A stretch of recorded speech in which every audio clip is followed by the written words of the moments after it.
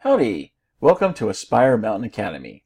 I'm Professor Curtis, your instructor for this course in Introductory Statistics. In less than 10 minutes, this video reviews the use of percentages. Let's get started. Because percentages are so commonly misused in statistics, and their proper use is important to using statistics correctly, let's review how to calculate percentages. Essentially, when you have a part of a whole number, you calculate the percentage by dividing the part by the whole. This gives you the percentage in decimal form. To convert from decimal form to percent form, multiply by 100, which has the effect of moving the decimal place 2 places to the right. Let's say, for example, that you have 6 balls in a bag and 3 of those balls are red. The percentage of red balls would be the part over the whole, which is 3 over 6, which when you divide through you get 0.50. Multiplying by 100, or moving the decimal places the decimal point 2 places to the right, converts from decimal form to percent form. Of course, if we have the percentage and the whole, we can know what the part is by multiplying the whole by the percentage. So if we have a bag with 6 balls and we know that 50% of them are red, we can calculate the number of red balls by multiplying the whole, which is 6, by 50%, which is 0.50 in decimal form, to get 3. Now, to make sure we have this concept down, let's work an example problem together. A Harris poll of 2,302 adults reports that 14% have a tattoo. Our first question is this: what is the exact value that is 14% of 2,302? I'll give you a moment to calculate that. And yes, I do believe in the 21st century, so don't do this in your head. Use a calculator. Calculators at the ready? Go!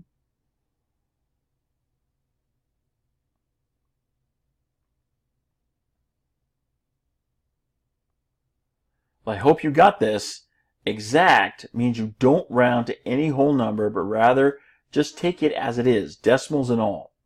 If you take 2,302 and multiply by 0.14, which is the decimal form of 14%, you get 322.28.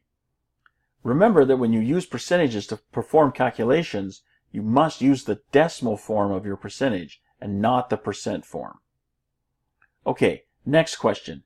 Could this number be the actual number of adults who said they had it tattooed, and why or why not?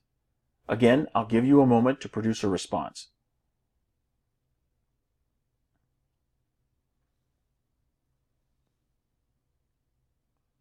Well, no, 322.28 can't be the number of adults who said they had a tattoo, because you can count responses only from whole people. Trying to count 0.28 of a person doesn't work. You could have a portion of a person that is 0.28 of a whole person, but that part person won't be giving you any response. When you count actual numbers of people, use only whole numbers. Next, what is the actual number of adults who said they had a tattoo? Again, I'll give you a moment to respond.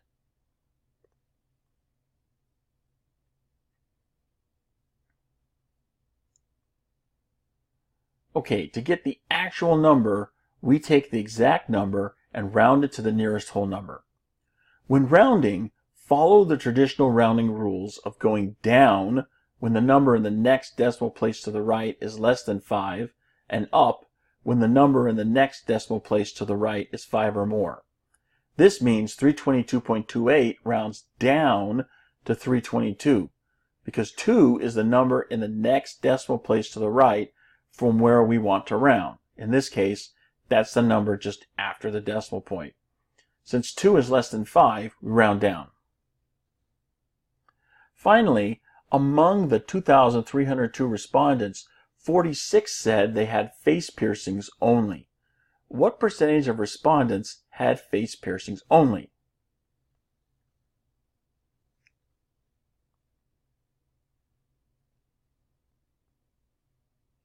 Well, if you said 2%, then you're right. Take 46, which is the part of the whole that have face piercings only, and divide by the whole, which is 2,302. You get 0.01998, which rounded to the nearest hundredths place is 0.02.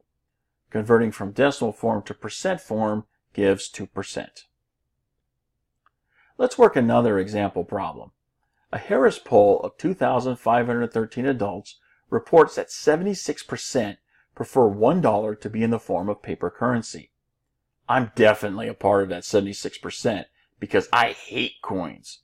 Don't get me wrong, I tolerate them, even use them on occasion, but generally they're not that convenient, especially when it comes to carrying them around with you. Okay, our first question is this. What is the exact value that is 76% of 2513? I'll give you a moment to respond.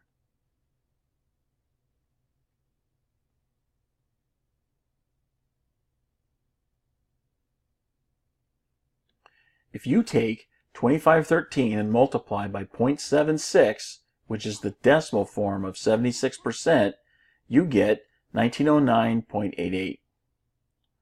Next question. Could this number be the actual number of adults who prefer paper currency? And why or why not? I'll give you a moment.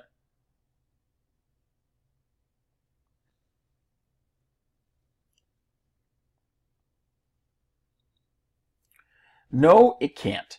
As we saw previously, you count people as whole units. Next, what is the actual number of adults who prefer paper currency?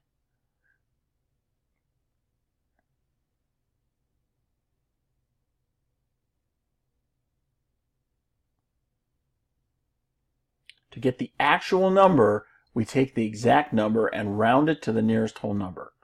This means 1909.88 rounds up to 1910 because 8 is the number in the next decimal place from where we want to round. In this case, that's the number just after the decimal point. Since 8 is more than 5, we round up. Finally, among the 2513 respondents, 327 said they prefer paper currency in a coin. What percentage of respondents does this represent?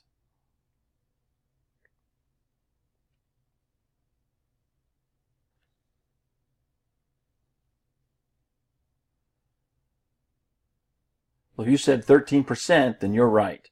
Take 327, which is the part of the whole that prefer coins, and divide by the whole, which is 2513. You get 0.13012, which rounded to the nearest hundredths place is 0.13.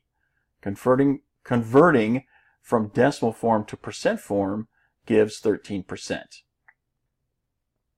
And that brings us to the end of this mini lecture. I hope you found it helpful.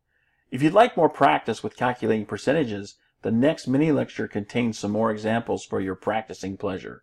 And as always, you can find more mini lectures for this and other courses at AspireMountainAcademy.com. Thanks for watching. I'll see you in the next video.